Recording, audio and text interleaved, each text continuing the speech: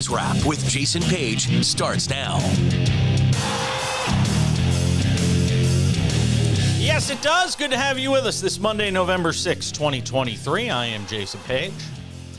Shohei Ohtani news, managerial news in baseball. They gave out gold gloves last night, and nobody cares. We'll also have a Monday Night Football preview coming up for you. And by we, I mean me and this guy, the great Sam Yarnell, is with us, as he always is on the show. And he is smiling. He's feeling good about himself. He won't have to eat ramen noodles this week because he actually got a few picks right. He was 3-1 on Page's picks. He was even better than that in his private picks. Sounds kind of weird. How you doing, Sam? Yeah, that was awesome. We're going to start calling them the Prince's Private Picks, Triple P, if you will. I like it. And we cleaned up yesterday. Hope you tailed Khalil Shakir, longest reception over, and the Dalton Kincaid up the ladder because he just kept catching passes last night. Great night at the book for the program. Jason, great week in the NFL. We got lots to talk about today. Yeah, Matthew Berry was with you on Dalton Kincaid, too, I saw last night. Before the game, he was huge on his receiving yards and I think receptions, 3.5, and receiving yards. I don't know what his reception prop was. I took the alt line at 7+ plus 310. Meet you at the window with that one. I think he caught 10 passes last night. It's good stuff. Was not a good night for the Buffalo Bills, though, and we'll get to them because that was one of the big games of the week, and that's where we focus our attention here to begin the program. 3 big games that we sort of spotlighted last week, and one of them was obviously the Chiefs and the Dolphins in Frankfurt. Now, I know you're probably going to come away from this saying, see, same old Dolphins, can't beat anybody good, 0-3 against good teams this year. And while I would like to agree with you on that, I think there's reason for optimism if you're Miami coming out of that game because you were able to keep it so close against arguably the best team in the AFC. The way they played, they showed a lot of grit in the second half. I mean, you're basically down to a final possession, a 4th down play, a bad snap. I mean, they had opportunities late in that game to try and, rally against Kansas City. I think if you come away from that as a Dolphins fan, anything other than optimistic about the remainder of the season, because you're going to beat up on the has-beens and the never-will-be's. The question's going to be, can you be good enough by the time we get to the postseason to be able to beat a team like the Chiefs or the Bills or Jacksonville or whoever else it may be? I think by the time we get to the end of the season, the Dolphins might be there. So I would just like to say I'm a fool. I come on the show all the time and I talk about how I don't believe in the Miami Dolphins. And then Sunday morning, I got in my head and said, the Dolphins have been there 4 more days than the Chiefs. Maybe Mike McDaniel can win the big game. The Dolphins are getting points. And I put real hard-earned American money on the Miami Dolphins plus 1.5. Why? And that was the stupidest decision that I could have made. I really talked myself into that one on Sunday morning, and that's something I will say to all the fellow gamblers out there. Don't talk yourself into it. If you've been thinking about a game, if you've been thinking about a game all week long, and you really don't know, but you have an epiphany on Sunday morning, just don't listen to it. Just don't. There's nothing good that will come of it. I learned that the hard way. When it comes to the Dolphins, Mike McDaniel continued to show that he's not mature enough to be at a point where he can handle going up against the best of the best coaches in the league. Every time he's faced a really good coach in the NFL, he's struggled. He struggled offensively. They put up 14 points. I would also like to say that Tua Tagovailoa showed his true colors in this game. The 4th and 10 pass that was 15 yards short of his wide open wide receiver when he felt no pressure in the pocket. Tua showed who he really was in this game. The Dolphins showed who they really were. They're a team that's not going to win the big one with Tua Tagovailoa as quarterback, and they're a team that's not going to win the big one for at least another year until Mike McDaniels learns how to coach in a big game. He's just not there yet in his career, and I've been saying it for the past couple of games, even since the Bills game. But you look at the Dolphins team, this is a team who's been doubled up in terms of points. When playing teams above 500, they've doubled teams that are below 500 in terms of scoring points. They are the quintessential Division I college football team. Also, they haven't beaten a team above 500 since week 3 of last year. Let's stop talking about the Miami Dolphins as real contenders, because they're not. They'll be great when they're playing the Tampa Bay Buccaneers or the Los Angeles Rams. Yeah, they'll put up 70 points, but you put them against the Philadelphia Eagles or the Kansas City Chiefs or the Buffalo Bills, and they just shrivel up and fall back into their shell and don't know what to do. Look, it was the same old. Look, with the exception of the game against the Bills, they've been in all of these games. Well, I mean, all of them, meaning 3 total, and 2 of the 3. They've been in them. And you know what? If you're in them, you're talking about a play here. You're talking about a play there. I still think they can. By the time we get to the postseason, again, you don't want to be playing your best football right now. You don't want to be peaking right now. It's too long of a season to want to be peaking in early November. We're not even to Thanksgiving. We haven't even carved the turkey yet. I mean, I want to be playing my best football when I get to the end of the season. And I still think this thing is on a build where by the end of the year, they got some help back yesterday on the offensive line. I thought Mostert did some good things in the backfield. You know, I think that by the time we get to the end of the year, I'm still taking a wait and see. I'm not crowning them. I'm not putting them in the Super Bowl, Sam. I'm not that crazy. But I think by the time we get to the end of the year, there is still hope, if you're a Dolphins fan, that this team, if they stay healthy relatively between now and the end of the year, by the time you get to the end of the year, I think they could be a factor. We'll have to wait and see. That was one of the 3 big games that we were keeping our eyes on yesterday. Another big one was the Eagles and the Cowboys. And I know Sam is just dying to rip into this one because he and I were going back and forth on text as I was trying to defend Dak Prescott as he tried to lead the Cowboys in this game to a come-from-behind win. Look, I can't defend that last possession. I mean, look, as much as I want to sit here and try and stick up for Dak Prescott, even I can't defend the last possession. The clock management was awful. And some of that's on Mike McCarthy too. But, you know, the clock management was awful. Some of the play calling was suspect. The 4th down play where you throw it short, I kind of know what they were trying to do there. They were throwing it short, and then they were hoping they were going to be able to do a lateral there. That didn't come to fruition. Him stepping out of bounds on the 2-point conversion is obviously a big play. The stop by the Eagles on the goal line, I don't necessarily put that one on Dak. I put it on Ferguson, the receiver, because he didn't run the route really correctly and allowed the defender to be able to come back and sort of cut under him and be able to make that tackle. So I don't necessarily put that one on Dak. There are some things to look optimistically on if you're the Cowboys, but the way it ended was just so sour. It left such a bad taste in your mouth that even for the most ardent Dak Prescott defender, which I sometimes tend to be, this one's tough to look at any other way than another Cowboys disappointment. I said it in my text to you, Jason. Old Dacky meltdown strikes again, and he does it like nobody else's business. The reality of the situation in Dallas is this: if they had a half competent quarterback, not even a fully competent quarterback, a guy who simply could handle an ounce of pressure, they'd be a Super Bowl contender hands down. Dak Prescott is keeping this team back from their full potential. I think if they have a decent quarterback, they could probably walk away with the NFC East with the amount of talent on that roster. And as much as we can say poor things about Mike McCarthy's coaching strategy, it's not great. But the coordinators along with McCarthy in this Dallas team somehow, some way, always seem to have a serviceable game plan. It's not an abomination like we would see Josh McDaniels come out week in and week out with. I have so little confidence in Dak Prescott at this point in his career. I've kind of Never understood the hype around Dak Prescott. He wasn't great at Mississippi State. He couldn't handle pressure.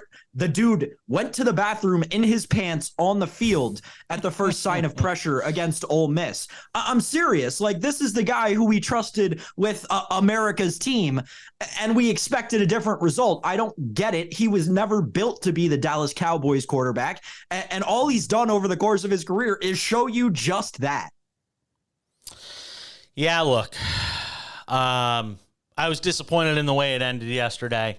I don't think we can, and you pair it up with the loss against San Francisco, as bad as it was earlier in the season. I can't put Dallas as a legitimate contender. I still do think they make the playoffs. And again, much like the Dolphins, it gives you between now and the end of the season. You still got 2.5 months to try and get it figured out, or 2 months or whatever it may be, to get it figured out and see if you can improve as a team that is still likely to be in the postseason, because there are still a lot of teams that they are better than. The schedule is not great. You pointed that out yesterday. They're going to have to be able to tread water a little bit here as far as the schedule goes for the next 6 or 7 weeks. But I still do think they are a playoff team. Last but not least, your Buffalo Bills. Your Buffalo Bills.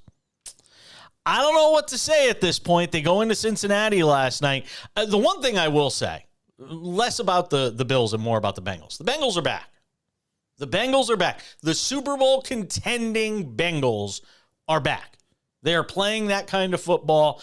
Joe Burrow's healthy, and you could see with him being mobile and being able to move around the pocket, the difference in his game, the difference in being able to extend plays with his legs and find some of the talented receivers on this team. They used the tight end last night, which was like mind-blowing. Oh, my God. They were all over the place using tight ends last night. They were throwing the ball to guys I had never heard of before, Never Jason. even heard of this guy.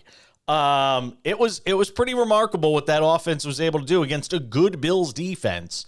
And you're once again left with this feeling about Buffalo, watching them out there and the mistakes that you still, the self-inflicted wounds this team continues to inflict upon itself. Yeah, they make a run, and it feels like there's this theme, this trend with this team of getting behind and getting a touchdown late and making you think, they might just have a chance, only to come up short again. Buffalo does that. And all of a sudden, with the Dolphins loss, the Bills loss, and we'll get into the Monday Night Football preview a little later on, the Jets all of a sudden have a chance to basically tie for the division lead, which is just insane to think of. Roll our eyes all we want. They're right there halfway through the season with Zach Wilson at quarterback. But speak to Buffalo as a Bills connoisseur, if you will. It's tough. It is. Because at the end of the day, Jason, and this is the wildest thing to me, my takeaways from this game are still different than yours. So with regard to the Bengals, we'll start there because that's going to be the shorter part of my answer. They're back to healthy. They are not back to automatic Super Bowl contenders. And the reason they're not back to automatic Super Bowl contenders is because of the AFC North. I don't know who gave the AFC North steroids before this season, but they worked. Like, the HGH kicked in, and the AFC North looks like the Incredible Hulk right now. I don't see the Bengals going deep in the playoffs because of some of the holes that you saw in that team last night against a bad Bills team. This is not a good Bills team, and I'll get into that again in a second, but the Bengals are struggling. They are not looking good on either side of the ball right now. The Bills played inept offense, and the Bengals still struggled to stop them, still let them walk down the field late to bring it within a touchdown. I'm not sold on the Bengals. I would unequivocally say that the Ravens are going to win that division. The Bengals are going to have to fight for a wild card spot, which is a position that they've never found themselves in before during Joe Burrow's career. We'll see if the resiliency can hold up. We'll see if it can. It'll still come down. It's still going to come down to that next matchup with Baltimore and Cincinnati, though. Totally. But right now, as of this moment, you might be able to say that, but I'm curious to see when we get to that Cincinnati-Baltimore game, sort of where both of these teams are. Baltimore's playing outstanding football, and we'll get to them coming up. So with the Bills, they continue, and I texted Jason this during the game, they continue to play Bills-y football. It is an issue from the top down. It is a coaching issue, but on top of that, it's a player issue. Like, you can't trust you can't have your MVP caliber alien unicorn quarterback playing mid games week in and week out. We haven't seen, the Josh Allen of 2020, 2021 in what feels like 6 months, 8 months, even going back to last season. There is real struggle going on at One Bills Drive right now, and I'm not sure how they fix it, if they fix it this season. The Bills were on my pretenders list last week for this reason exactly. I knew they were going to come in and lose this game. It was just written in the stars, it seemed. I'm not gonna completely write the Bills off again because it's week 9, just like, I'm not gonna say the Bengals are all the way back in week 9. I think that there's still time, and it would take a huge change, but the Bills still could somehow find their way to contending for the playoffs. It's an uphill battle for Buffalo right now. This is not the position they expected to see themselves in coming into the season, and there's going to have to be a lot of offseason change for that team. All right, the rest of the week 9 slate, other than the Monday Night Football game, we got to talk about that. A stirring come-from-behind win for the Vikings, one for the Texans as well. And what happened to the Seahawks? I seem to recall somebody on this show Friday telling you exactly what was going to happen in that game. We'll come back and get to it next as we continue on this Monday edition of the Sports Wrap.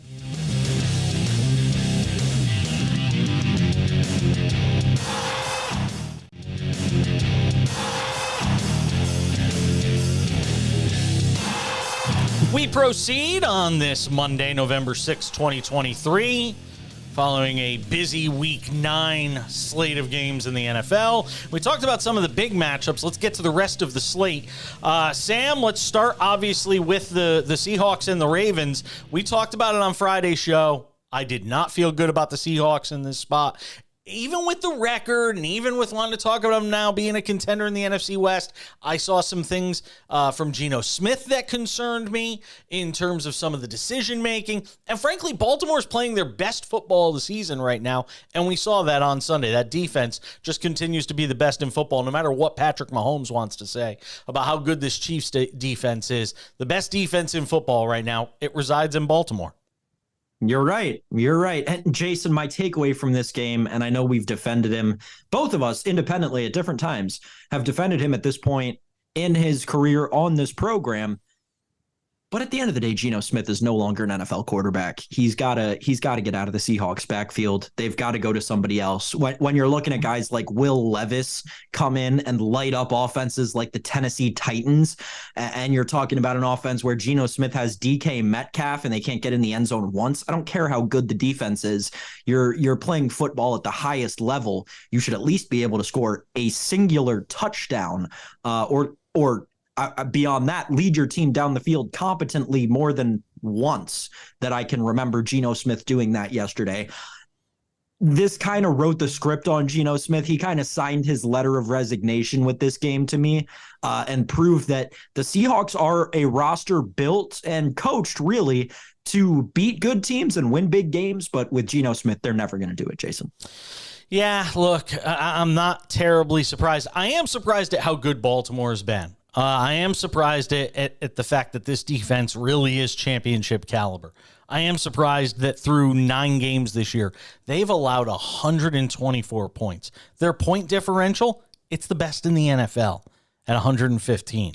And it's not even close in terms of, a competitor. The funny part is the Bills at 5-4 might have the second best point differential in the league right now, which is kind of funny. At plus 80, the Niners at plus 78. But look, Baltimore's playing outstanding right now. They had a lot of short fields to work with yesterday, so obviously that makes your offense look a little better. Even Odell Beckham Jr. got in on the action. Even OBJ got a touchdown in garbage time from Huntley. So, look, it's a great day if you're the Baltimore Ravens. They're 7-2.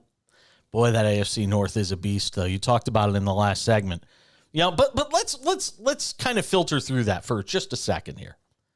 Okay, fine. Baltimore's 7-2. Do we take the Steelers seriously at 5-3? No, we don't.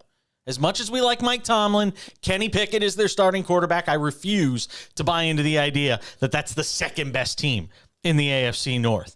Where it gets interesting. I refuse to buy into the idea they're the third best team, all right, Jason. That's fine. But, I mean, the Cleveland Browns, because of that defense, continue to be a factor. They shut out Arizona, and granted, it's Clayton Tune. So you're doing what you're supposed to do yesterday when you win a game like that. But 27-0, the win for Cleveland.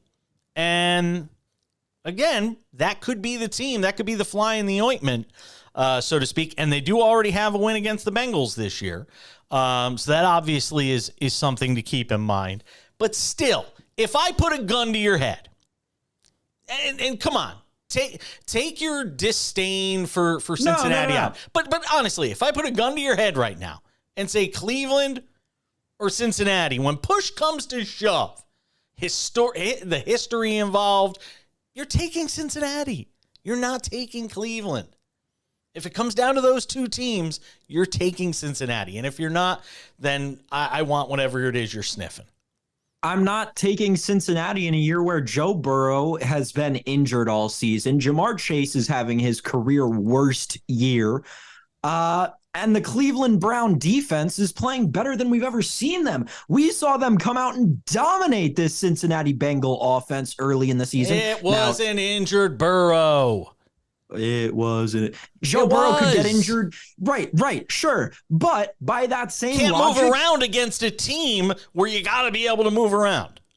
When the Browns hit him early in the game in the Browns game against the Bengals, when they hit him early in the game low one time, take the 15-yard penalty for the advantage of the rest of the game. You got him playing on one leg. It's not that complicated, and we see it all the time in the NFL. There are glaringly obvious holes in the Cincinnati Bengals. Now, incompetent coaches have not been able to exploit them, sure, but competent coaches have, and they've done it incredibly well all season long. I don't see it changing. I think the Browns, first of all, beat the Bengals again, and second of all, finish above the Bengals in the AFC North. Not that I think their head-to-head matchup even determines who finishes on top of whom. Yeah, I think it does. And look, we keep talking about Cleveland. Remember that game late in the year against the Jets could wind up being a really big one. Elsewhere yesterday, obviously, get into the Tampa Bay-Houston matchup, which was one of the more remarkable finishes of the day. Baker Mayfield drives Tampa Bay down the field, gets them a late touchdown. It's been a really fun year to watch Baker Mayfield, by the way. But then, not to be outdone, C.J. Stroud driving the Texans down the field late for a remarkable win, 39-37. Stroud throws for 470, 5 touchdowns, no picks, most yards throwing for a rookie in his NFL season. Stroud continues to do amazing things, and Houston keeps themselves in the conversation again. I can't take you seriously when you lose to Carolina the way they did, and I'm not going gaga about them beating now a Buccaneers team that's 3-5 in Houston and needing a last-second possession to do it. I'm just not getting that excited about it. Stroud, yes. And do I think long-term there are great things coming for Houston? Yes. As far as this year's concerned, nice story, but they're probably not even a playoff team. So here's why I'm so sold on the Houston Texans. First of all, Stroud boy, stand up, stand by. I love CJ Stroud. I've said it on the program for weeks. I've said that I love the Texans offense on the program for months. And they finally had yet another. This wasn't even their first coming out party this season, but they had yet another one yesterday. The reason I'm so sold on this Texans team, and I still like them, was arguing with Jason about this yesterday. Love them to win the AFC South right now. Crazy. Love my ticket that I have on the Texans to win the AFC South. And here's exactly why. What are the Houston Texans struggling with right now? They're struggling with their defense. They've got their offense completely figured out. What is DeMeco Ryans' specialty? What did DeMeco Ryans dial up like probably nobody other than Lou Anarumo when he was in San Francisco? He dialed up incredible defenses. You get a little more talent on that team, they're going to go a long way. That's next year. This year, Right. This year, there are just some midseason adjustments that they need to make, and that the talent level that they have will not only carry them to the playoffs, they're going to have to win the division. It's going to carry them to the division. It'll carry them to the division and to the playoffs. I love DeMeco Ryans. I love the Texans offense. I think this team is going to be good for years to come. Trevor Lawrence, watch out. They're coming right up your butt, buddy. Yeah. I don't see it. I think they're good. I think it's a nice story. I think what DeMeco Ryans has done in just his first season is something to certainly be appreciative of. They struggle against the run a little bit. I think that's something you continue to see with this football team. And honestly, I think Jacksonville's at another level. I think Jacksonville's from where Houston is. I think they're a level up. And some might argue that Jacksonville's in that top tier of teams when you talk about the AFC. I'm not necessarily there yet.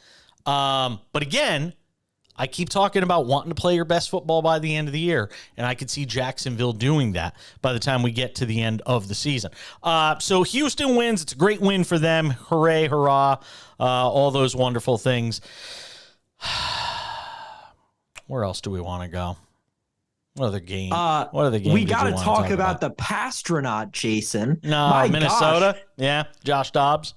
Did you hear after the game what Kevin O'Connell said? Yeah. What Kevin O'Connell said about Josh Dobbs? This is a guy who leads a game-winning drive while having the plays that are about to be run described in his ear while he's in the huddle, walking around asking the wide receivers what their route looks like on this play, where they're going to be open on the sideline before he has to come in, standing in a circle with the offensive line to get the cadence down because they had never heard it from him before. No receiver had caught a pass from him, let alone in practice.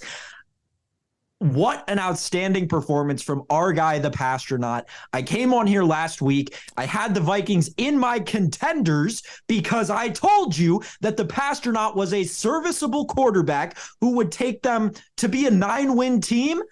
Jason, they're 2 games above 500. By the way, 2 games above 500 right now. It's nice to see you coming around on him because I've been talking about him since the moment we watched him play this year. And you would roll your eyes at me. It's nice to see you coming around to my line of thinking. If you missed it yesterday, this is the play that everybody's talking about. Oh, man, my computer failed me.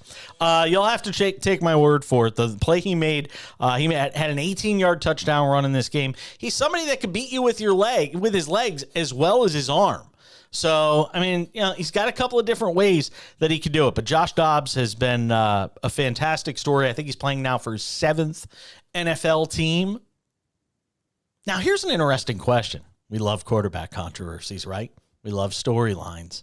No. What happens if he leads this team to the postseason? No. What happens? He gets a great backup job for next year and a wonderful contract and job security for a few years down the road. Well, he might wind up being a starter somewhere else next year if that's the case. I was just going to say he could be a starter for he could be a starter for a Cardinals type team. Like, I think that's perfect for him. But at the end of the day, he's either a backup on a good team or a starter on a bad team. He's never going to be a built-in starter on a good playoff team. He's still young enough. He might be.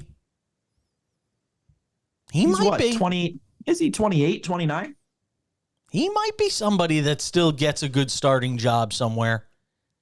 I mean, if you're Minnesota and you're talking about Kirk Cousins coming off a torn Achilles at his age and having to pay him all that money, or Josh Dobbs, if Dobbs proves in the next 7 games, whatever it is, that you can win with him as your starting quarterback, you'd have to at least consider it. You'd have to at least consider it. Because then you get him for less money, and you can put more stars around him. So to me, I don't think it's a foregone conclusion if the remarkable happens and he continues to lead this team and they write this amazing story and they go to the playoffs and maybe make a run into the playoffs, because if you get in as a wild card and then you lose in the first game, it takes some of the shine off it.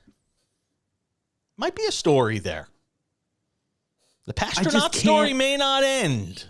I can't see them turning that offense with Justin Jefferson, TJ Hawkinson, Jordan Addison. I can't see them turning that offense over to a 28-year-old Josh Dobbs who's never started an entire season for a meaningful team. I just couldn't see it. If he plays you into the playoffs, I think you'd have to consider it. If he wins you the NFC, you can start to consider it. No, he win you the whole NFC? He's got to go to the Super Bowl? I think He's got to go to the Super Bowl when Kirk Cousins can't even win a freaking playoff game. Are you out of your mind? What planet are you on? You might need a Pastronaut because you're clearly not on this planet. I'm not ever going to say that you should turn an offense with an all-pro, another guy who I think was a second-team all-pro, and one of the best electric young receivers in the game over to a guy who's never started for a full season. This team lost to the Giants in the playoffs last year. Come on. God help me. He's 1-4 in the playoffs. Josh Dobbs can win you one game in the playoffs. I mean, and he'll have as many as Kirk Cousins. Got to remember that. Ugh. What's the other kid's name? The third, Nick Mullins. I bet you Nick Mullins would have more success in this offense than Josh Dobbs would. I don't know. We don't know that, and it's a hypothetical. And Mullins is still a couple of weeks away. And sure. And if Dobbs continues to play well, I think he's earned that. I think he's earned that job. We're going to turn this into Brock Purdy with the freaking 49ers. No, oh, my God. I think he can do some things that Purdy can't. It's exactly what we're turning into. We're turning this into Brock. He's in an electric offense with lots of talent around him, and he's facilitating the game. So now all of a sudden we're going to say that he's better than a guy who actually makes the players around him better. He showed some signs, even if you watched those games in Arizona with a bad Cardinals team, he showed some signs in Arizona that would lead one to believe he has it in him. He can play the position at more than an average level, maybe at a higher level than Brock Purdy. We'll have to wait and see. I mean, even in Arizona, Marquise Brown, James Conner, Zach Ertz, if not Trey McBride, who's not that much of a step down at this point in Ertz's career. The Cardinals didn't have bad pieces around Dobbs. Let's pump the brakes. He's serviceable. He will get them to 9 wins. He's not an NFL starter for a good team. I disagree.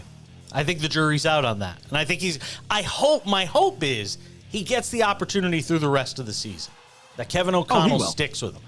We'll have to see. Sometimes teams get panicky if he plays one bad game. Nick Mullins is sitting there. He might go with Mullins because he knows Nick Mullins, and Mullins has a familiarity with the offense. We'll have to wait and see.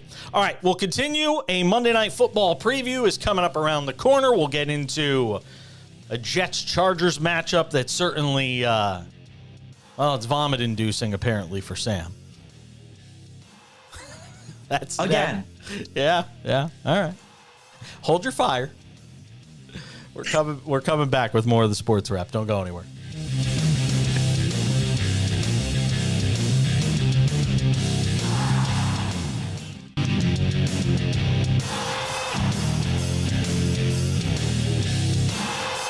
Continuing on this Monday edition of the show, The Big Shoe.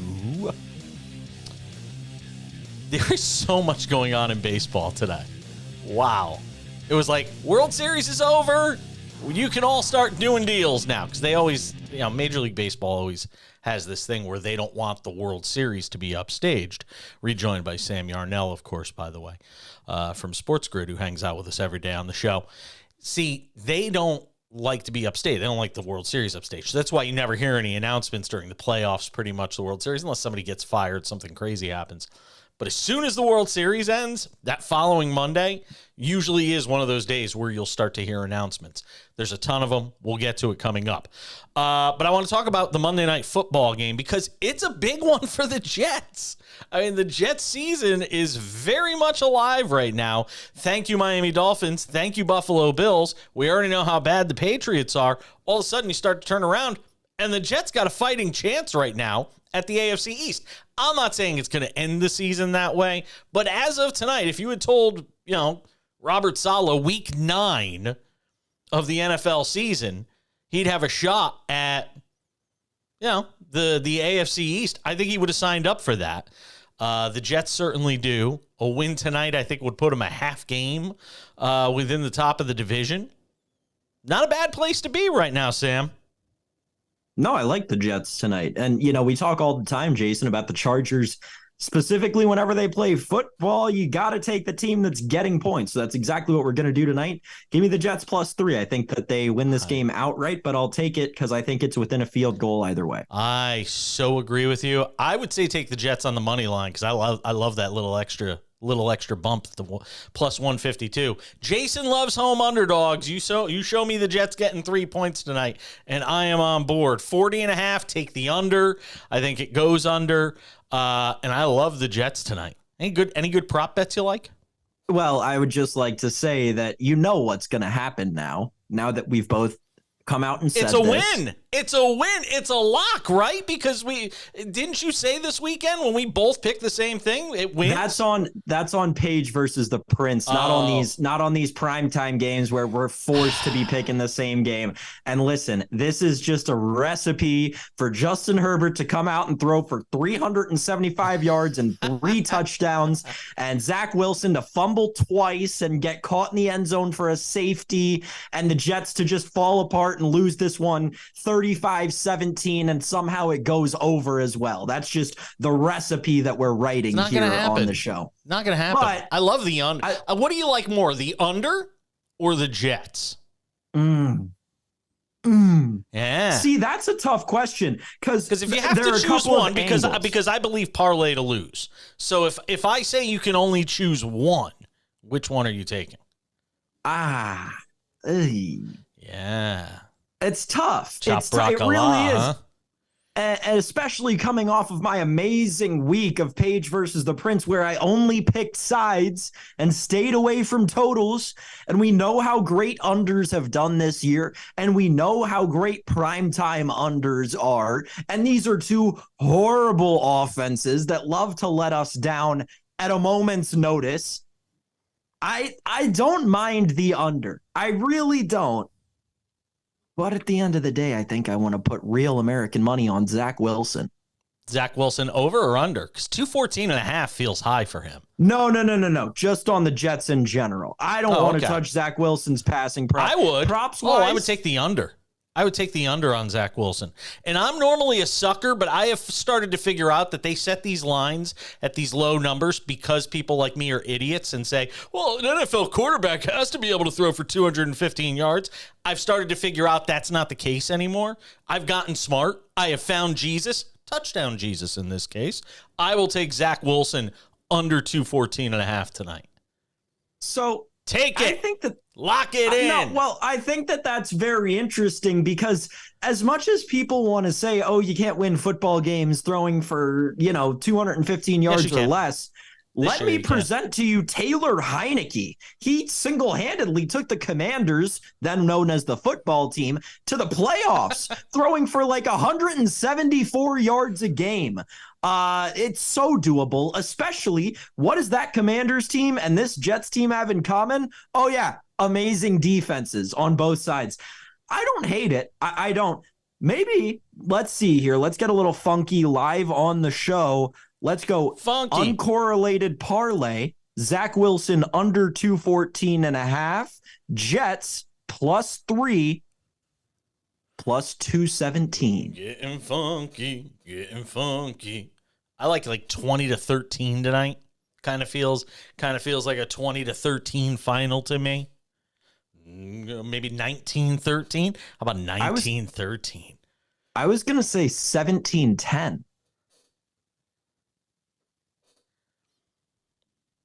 It's too easy. 17-10 is too easy. Okay. 19-13. 16-12. And the Chargers don't get in the end zone once. Well, they could get in the end zone. They could score 6 and then go for 2 when they're down. Yeah, it could happen that way too. 2 field goals, score a touchdown, go for 2. The official page pick, 19-13, so that means take the Jets. That means take the under, and Zach Wilson under 214.5. Bucket! How's that? See, I'm more fun. I'm more fun doing the show after I go to therapy. I'm way more fun doing the show after I go to therapy. This is great. Where is my exact score market? I don't know. This is a... Oh. Here we go. Here we go. I see scoring. Mm-hmm. I'm working on it. Yeah. I'm getting there, Jason. We got 19-13. Correct score. You said 19-13 Jets. Yep. So Chargers 13. I don't even see Jets 19. I found it. It's okay. plus 21,000. Oh, I feel it. Venmoing you the money.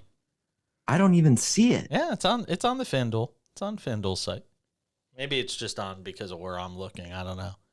Chargers 13, Jets 19. You got it. No, yeah, you got to. No, it actually says Jets first. Jets 19, Chargers 13. Okay. After they show the Chargers final scores, if you look at scoring, got it. You'll see it. 19-13 plus 21,000. Boom. 210 to 1. I'll throw a flyer on it. You're sharing some with me if you win, because I suggested it.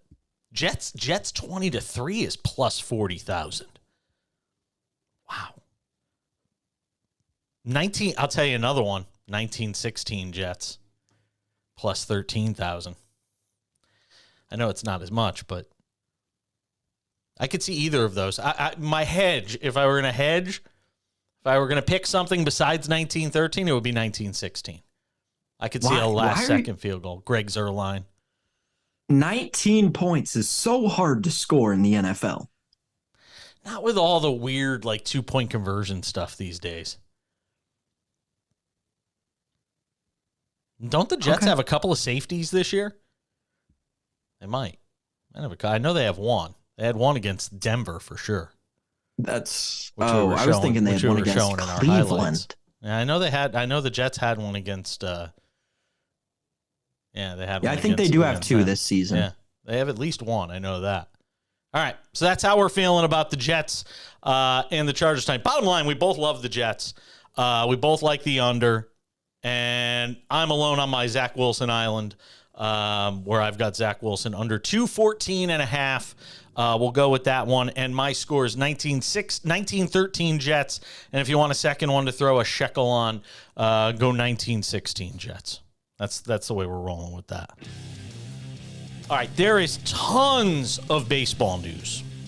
I mean, it is a huge baseball news day to get to. Managerial moves. 3 new managers announced today. One of them a shocker. That's next on the Sports Wrap.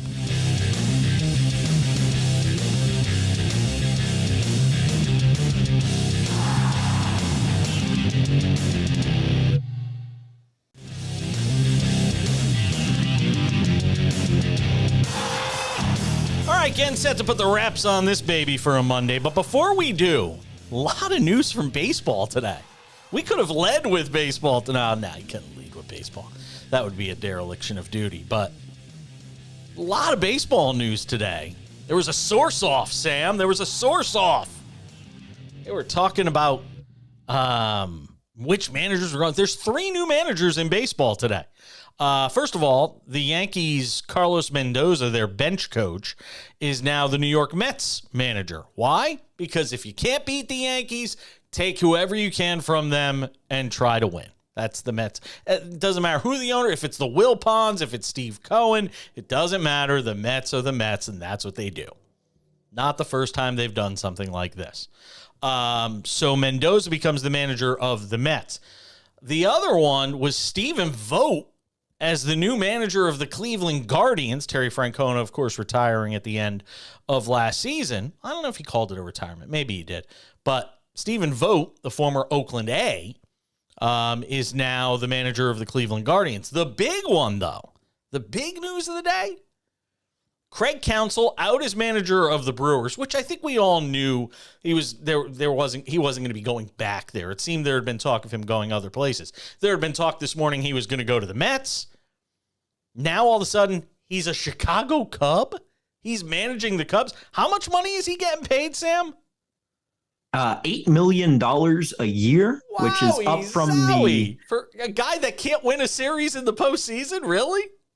And the previous highest paid manager in baseball, Jason, was $5.4 million a year. So it's like almost a double up in terms of overpaying, or I guess just paying. He hasn't necessarily called it an overpay yet, but I can almost guarantee that that's going to be an overpay walking into that situation with Dansby Swanson. And granted, they had 3 Gold Glovers. The Cubs are nothing to shake a stick at, but I don't know. I don't think David Ross was that bad that they needed to make this drastic of a move, and it's not a great look for their organization. They had 2 years left on David Ross's contract. They just gave him the boot and said, hey, we want Craig Counsell instead. I don't get it. I don't get it at all. By the way, Cubs next year, odds to win the World Series are plus 3,400 right now. Brewers plus 3,100. Stay away. The Guardians are plus 5,500. I'd always take a flyer on an AL Central team just because it's such a winnable division. It's such a gettable division. AL Central and NL Central. AL Central and NL Central. Remember, what did we learn? What did we just learn about the postseason? I don't disagree with you, but when you're talking about World Series betting, you have to think about playoff performance, and those are 2 divisions that do not perform in the playoffs. Like historically, whoever beats the Brewers goes on and wins the World Series. I would not pick a World Series winner out of those 2 divisions. Again, I said this last week on the show. If you're not giving me like 100-1 right now or better, I'm not putting anything down on a World Series winner right now, because all those odds are either not going to change or get better between here and opening day. 100-1 right now, by the way, the Angels. The Pirates. Maybe. 160-1, the White Sox. 170-1, the Nationals. Give me it. No, stop it.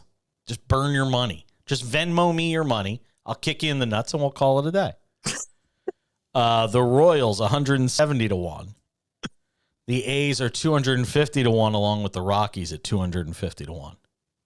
One of these years, the Rockies are going to be this 250-1, and they're going to win the whole thing. You watch. One of these years. I was just about to say that. Like, I know Charlie Blackmon is older than dirt, and Ezekiel Tovar's the real deal. Ezekiel Tovar, if not for a guy named Corbin Carroll, you would have heard a lot more about Ezekiel Tovar this year. Go look him up. Had a nice year. This is going to sound so wild. On November 6th, a week and a half after the World Series just ended, I might put real American money on the Colorado Rockies to do something next year. I might do it. You may, I may have just talked myself into the Colorado Rockies not being good by any stretch of the imagination, but they're going to be the Washington Nationals of this past year. They're going to lose, 85 games 87 games when we expect them to lose 115. I like the Rockies. I don't want to oversell myself on the Rockies. They're not going to win the World Series, but I'm thinking about the Rockies right now. That's a team that's in an interesting spot. I'd like to say I'm shaking my head at you. I'm looking out the window of my studio, and somebody's walking their dog, and the dog's taking a dump on the grass right out my window, and they're not cleaning it up. There's just nothing worse in this earth than people who don't clean up after their dogs. There's two things. One, people who give up dogs for adoption. They're the worst people in the world. The only thing worse are people that don't clean up after their dog. If your dog poops, clean it up. So people who give up their dogs for adoption, I think that it's justifiable if you know that whoever will be adopting the dog is going to give them a better life. Yeah, but so many dogs wind up staying in shelters and never. I go on the Palm Springs Animal Shelter website all the time, and there's dogs that have been there for like ever. So that's different. But I'm saying if you know who is going to adopt your dog and you know that going into it, they can provide a better life for it than you can, I think that that's totally justified. Could be the man. Could be Michael Vick that adopts your dog too, by the way. Just saying. Jesus Christ. Not picking up after your dog is, to me, the equivalent of that guy or woman. Don't want to single. Yeah, because trust me, it's a woman who's outside not cleaning up after her dog. Any gender. This is not gender specific. Not that there are only two of them. Whatever, make everybody happy. Not picking up after your dog is almost as bad, if not worse, as the human being who leaves the shopping cart not outside of the bay where the shopping carts go, but right in the middle of the one parking spot in the row that is open. So you have to look like an idiot, park your car, get out to move the shop. By that point, everyone thinks it's your shopping cart. Everyone thinks that you're the one that did the deed. They're all giving you dirty looks. You're getting 3 side eyes from 4 Karens. And, then you got to park your car like an idiot and walk into the store. Meanwhile, you're in the store going up and down the aisles, and Karen is still behind you giving you the side eye the entire time. Worst situation ever. Same level of bad person doing those two things. It's true. GM meetings getting underway in Phoenix. Our friend Bob Nightingale is out there checking it out. He put up a list of teams that he thinks will be in on Shohei Ohtani. I think it was 8 or 9 teams.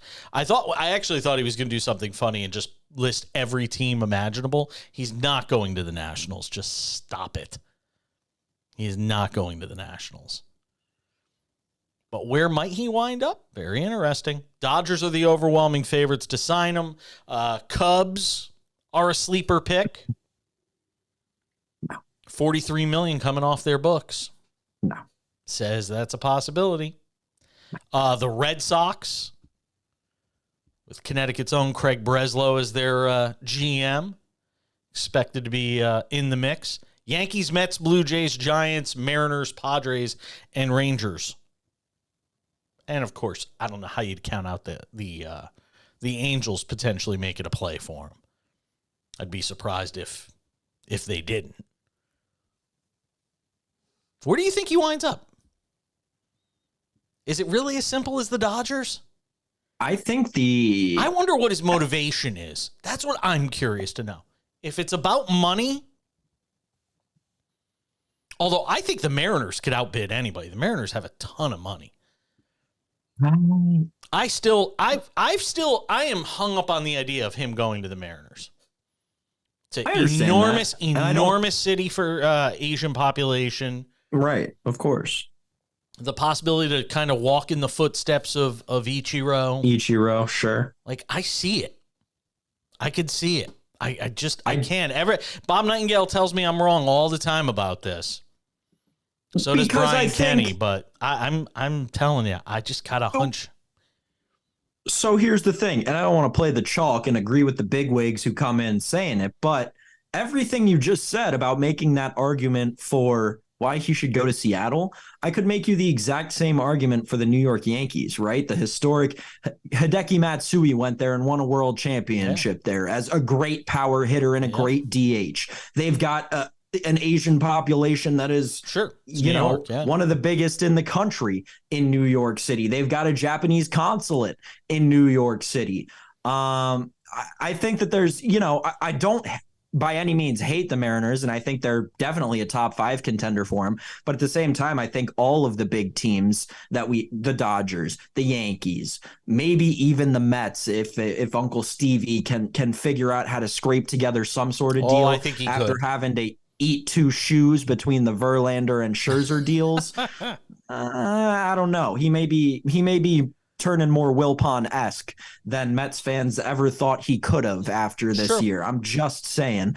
But to the Shohei thing, my big takeaway from this entire debacle, since a month before the trade deadline this past year, is that Major League Baseball is quickly and furiously turning into the National Basketball Association, and not in the good way, in the way that players are taking full control of where they want to play, and they're creating bidding wars between teams. And what's that leaving? It's leaving super teams on the most high value, biggest market teams like your Dodgers, right? Like your Braves, like your Mets. And it's leaving the smaller teams with not as much money, like your Tampa Bay Rays, in the dust. The Tampa Bay Rays should be considered one of the best things that's happened to baseball maybe in the last 50 years. Like, you go back to the Barry Bonds home run chase, that was probably number one. I would say the Tampa Bay Rays are probably there in the top 5 with their use of analytics and absolutely nothing into a perennial World Series contender. Shohei Ohtani is almost single-handedly moving the league away from that, and I kind of hate it. Now, I won't say that he's the only one who's done this. Freddie Freeman did the very same thing more than, just over an offseason ago. Mookie Betts did the same thing. Not that it was as drastic with Freeman or Betts moving from teams like the Dodgers and Braves, or teams like the Red Sox and Braves, respectively, to the Dodgers. Shohei going from the Angels, if he goes from the Angels to the Dodgers, that is quintessentially what I'm talking about. Going from a small market team to a large market team, except those two teams happen to be in the same market. It's not good for baseball. The Shohei Ohtani situation is not good for baseball right now. Well, we'll see who gets him, and that'll kind of help to settle whether or not it was good or bad for baseball. Will be dependent, I think, on where he winds up. I mean, look, there's no way you could argue to me that if he wound up with the Yankees, it would be bad for baseball. It'd be great for baseball if he wound up with the New York Yankees. Because they've been so bad. The most historic franchise in sports. You pair them with the problem with any of these guys going to New York, whether it's Juan Soto that winds up in New York, whether it's somebody like this, and Bob Nightingale pointed this out last week, they're going to make more money than Aaron Judge. That's a problem. If you're Brian Cashman or Hal Steinbrenner and you got to go to Aaron Judge and be like, hey, Aaron, we love you, but we're going to pay more for Ohtani. We're going to pay more for Juan Soto. Aaron Judge is going to be like, what the? I mean, seriously? I mean, is he, though? Because think about it. Jeter, last captain of the Yankees, was in the same spot with A-Rod.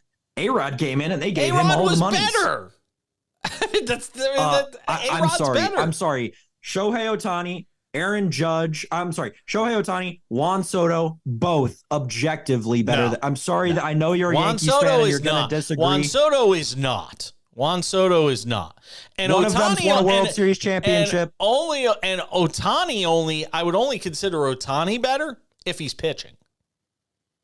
Because otherwise he's just a DH. All he's doing is playing one end of the field. He's not playing in the field. All he's doing is hitting. That's it. Well, and his numbers are comparable to Judge. No, he doesn't play the field. He's a DH. He doesn't play in the field. But I'm saying if he stopped pitching altogether, but he's not. Right? That's not the plan. That's not the plan. But I thought that's what your hypothetical was. No, hypothetical. Not even my hypothetical. You mean on the 4 days where he's not starting? Correct. All he does is hit. He is not playing in the field, and he's not going to pitch this year. So I think that it's a very nuanced issue, and it's one that we've never been able. We don't have anything to compare it to, because we've never had the best player in the history of the game play the game before Shohei Ohtani.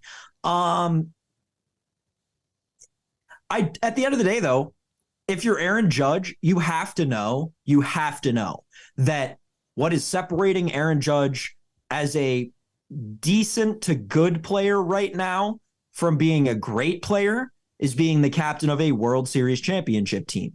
So he, as the captain, as the Steinbrenners wanted to, and Cashman all were so happy to name him just a year ago. And he should be. Sure, whatever. That's not my place to say. I don't pay attention to the Yankees. But as that role, he needs to understand that dollar signs should not matter at this point, right? What matters is bringing that trophy with 30 little flags all around it back to New York. Yeah. And the contract status should not, if he is everything that he's been built up to be. I agree with you, but it's you are 100% right. I think you're 100% right, but there's no way there's not going to be some hurt feelings in there. And I'm saying that then yes, that's a knock on the Yankees as an organization. It's a knock Don't on give Judge. him the captain role. It would be a knock on Judge if that were to happen. I agree with you. All right, that's going to wrap it up for today. We'll see what happens at the GM meetings. Somebody's going to give Ohtani a ton. I thought before he got injured, I thought $600 million was possible. I think it's going to be less than that now. 400, 500. I'm curious to see what the market is, though. $750 million. You think $750 million? No way. No way. He is not getting $750 million anymore. No way. Not with the arm stuff. Not going to happen. Yeah, okay. Okay, maybe not. Maybe not with the arm stuff. That's a good point. Now look, if a team does do something crazy like that, San Francisco, watch the Giants too. Oh. Another huge Asian enclave. Farhan and his money. Yeah. I know. Tomorrow we'll have a full recap of Monday Night Football, any other news of the day. I'm sure we'll have a guest or two. It's Tuesday. That's what we do. I'm Jason Page. For the great Sam Yarnell, we coordinated today. It's like Hoodie Monday. It's great. We'll see you tomorrow.